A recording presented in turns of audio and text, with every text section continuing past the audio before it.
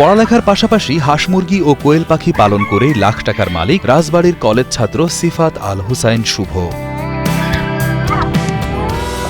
2022 সালে মাত্র 20টি মুরগি দিয়ে শুরু করেছিলেন খামার ব্যবসা। বর্তমানে তার খামারে রয়েছে প্রায় 2000 হাঁস মুরগি ও কোয়েল পাখি।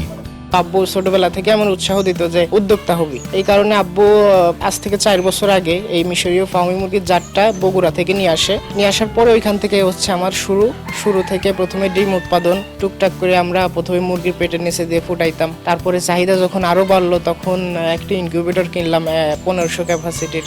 পরে সেই ইনকিউবেটরের বাচ্চা ফুটাতাম, এলাকায় দিতাম। ফার্মি আছে মিশরীয় ফার্মি, ডিমের রানী বলে। আর একটা আছে কোয়েল আছে, দেশি মুরগি আছে। কোয়েল হচ্ছে জাপানের জাত, যেটা ওইটাও ডিমের জন্য করা হয়। টাইগার মুরগি আছে, টার্কি আছে।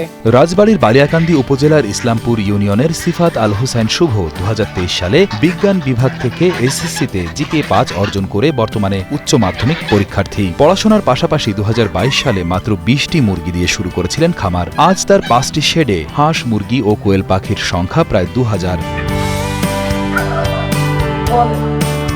বাবার উৎসাহে উদ্যোক্তা হয়ে ওঠা শুভ মাসে গড়ে 40 থেকে 50 হাজার টাকা আয় করছেন।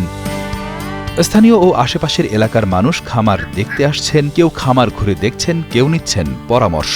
ছাত্র জীবনেই লাখ টাকার মালিক হয়ে এলাকায় সফল তরুণ খামারি হিসেবে পরিচিতি পেয়েছেন শুভ।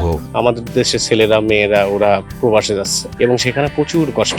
আসলে তার অর্ধেক সমান কষ্ট যদি আমাদের দেশে আমাদের ছেলে মেয়েরা করে, তাহলে আমার মনে হয় তারা বাড়ির সবার আত্মীয় স্বজনের কাছেও থাকলো, আবার টাকা পয়সা আয় করলো। এখানে আয় মোটামুটি যদি ফুল টাইম সময় দেয়া যায় খারাপ না।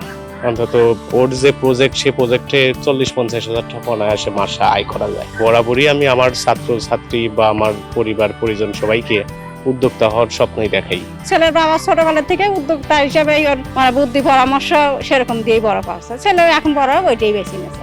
আমি সবসময় পাশেই থাকি। ওর বাবা আর্থিক দিক দিয়ে সহযোগিতা করে আর আমি কাজের দিক দিয়ে। রাজবাড়ী বালিয়াকান্দি উপজেলা যুব উন্নয়ন কর্মকর্তা আবু বকর সিদ্দিক জানান, যুব উন্নয়ন অধিদপ্তরের পক্ষ থেকে সব রকম সহযোগিতা করতে চান শুভকে। ভবিষ্যতে এ ধরনের তরুণ উদ্যোক্তারা বেকার সমস্যা দূর করতে এবং দেশের অর্থনৈতিক উন্নয়নে গুরুত্বপূর্ণ অবদান রাখবে বলে মনে করেন এই কর্মকর্তা। আমি তার মধ্যে আশার আলো দেখতে পাই।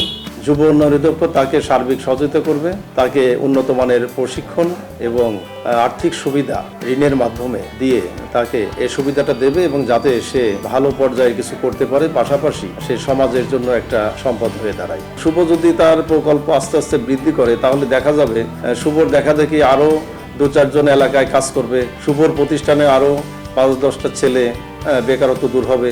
আর আমরা শুভকে এজন্যই সাপোর্ট দিতে চাই যে শুভর মাধ্যমে দেশের একটা বেকার যুবকদের যে বেকার সমস্যা, এটার একটা সমাধান হতে পারে।